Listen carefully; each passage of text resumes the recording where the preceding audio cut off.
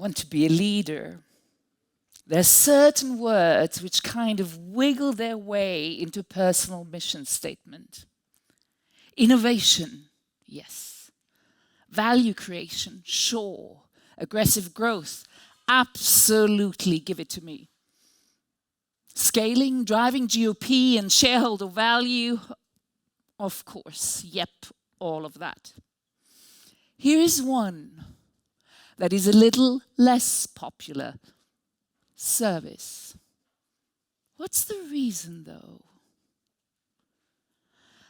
I guess perhaps people think and feel that service is not for visionaries and leaders, for people who build disruptive apps and send cars to Mars.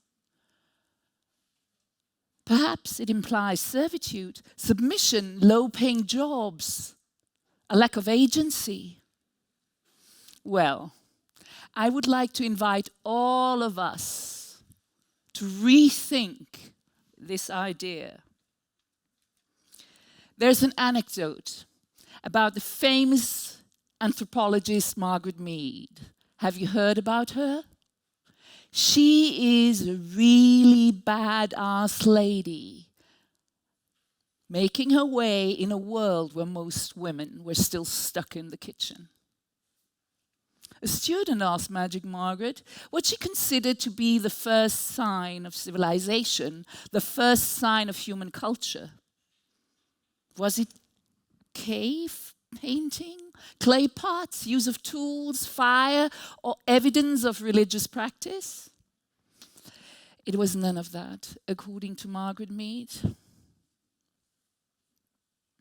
This was her answer. The first sign of civilization was a 15,000-year-old femur bone, which had been broken and had been healed. You need 6 weeks for that. For an animal, that would have been a death sentence. It would starve or be eaten by predators. But for Margaret Mead, the fact that a human being could be confined to bed or cave for 6 weeks, and that others would feed them, clothe them, and take care of them, that for her was the first sign of civilization. The first sign of civilization was service, caring for one another. We saw this again during the Corona crisis, especially the scary early stages. It is the people who are actively in service of one another who are the most important. The nurses and doctors, the people who stock our shelves, who run our infrastructure. All of them serve, and by doing so, they keep society going. Remember, the Corona crisis just gave us a little taste of the challenges to come.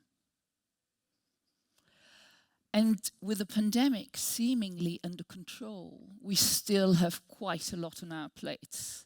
And this is no Michelin star menu. There are the big challenges: globalization, inequality. Don't even mention climate change. How are we going to deal with all of that? Who will lead the way here? There seems to be this idea of a technological answer, a kind of moonshot solution to global warming, some kind of quick fix to CO2 emissions.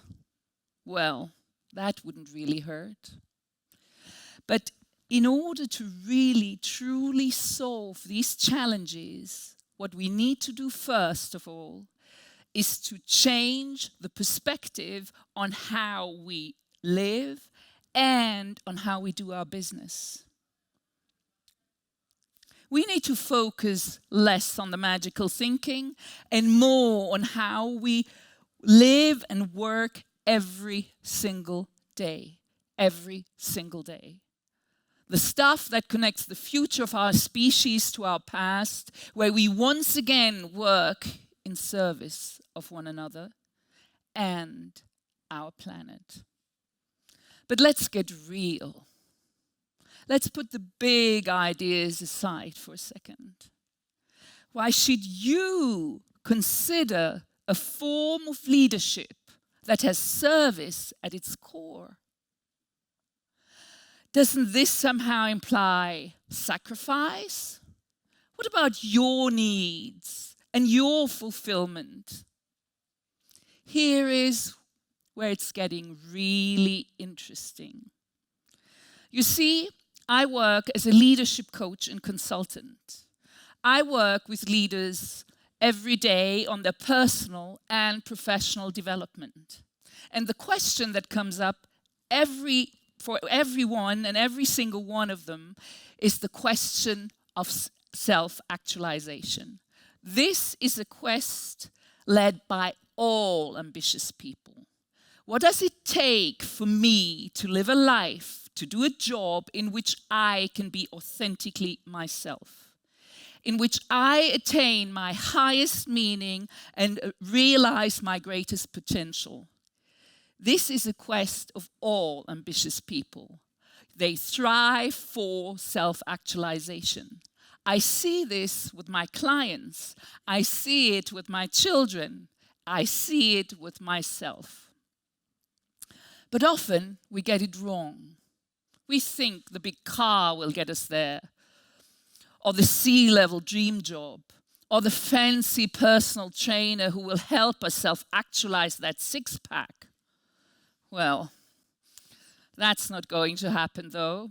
You may self-actualize this six-pack and get that one, but this will not make you feel more self-actualized. Luckily, there is science to help us along. And what does science have to say about self-actualization? Here it comes. And actually, this is my favorite part, and I have to share this one with you. The most self-actualized people are the ones who feel they have a purpose, who feel a deep sense of connection and agency, who get to channel their creativity, who have a solid moral compass, and who have a genuine desire to help others. You know, the careers which have the highest job satisfaction are careers in which people are authentically themselves and help them to be better, help them and support them to be who they need to be or become. The top three: the clergy, the firefighters, and the physical therapists. They are all people who serve. And that was actually my experience too, when I was working in hospitality. And it is still my experience now as a leadership coach and consultant. There is immense satisfaction to be found in bringing people together, in making a belonging for each other, and in empowering them all the way through to be the best they can be. So, let's get real. Let me tell you a story of a coachee of mine. He's one of the global thought leaders in all things food culture. He runs a Michelin star restaurant in Berlin, which is hugely famous. You know, who doesn't care about fame one bit? COVID. March 2020 came along, and my coachee had to close the doors just like everyone else. During the lockdown, he posted a video on his social media in which this super tough, go-getting guy almost broke into tears. He said, "How can I keep going? I have 22 full-time employees who depend on me. And even if I can pay them for my accruals and my savings, how can I sustain and support myself and my family?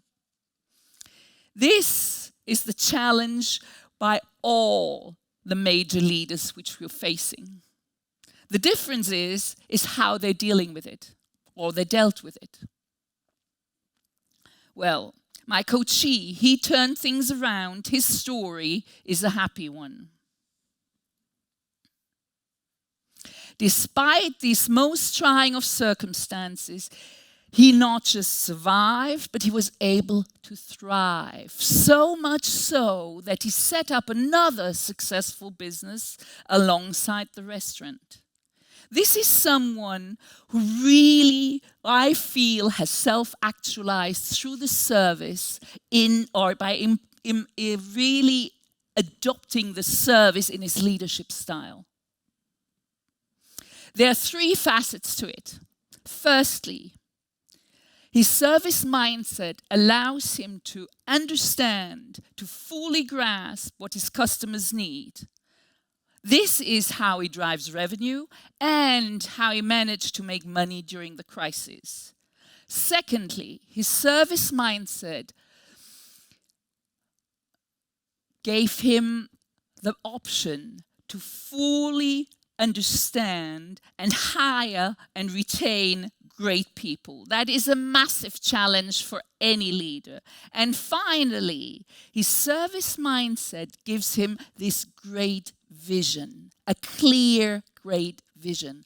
And this vision helped him and the people around him to survive during the crisis.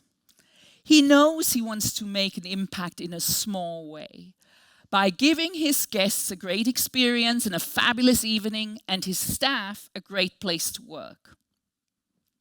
This drives connection and belonging for himself and the people around him.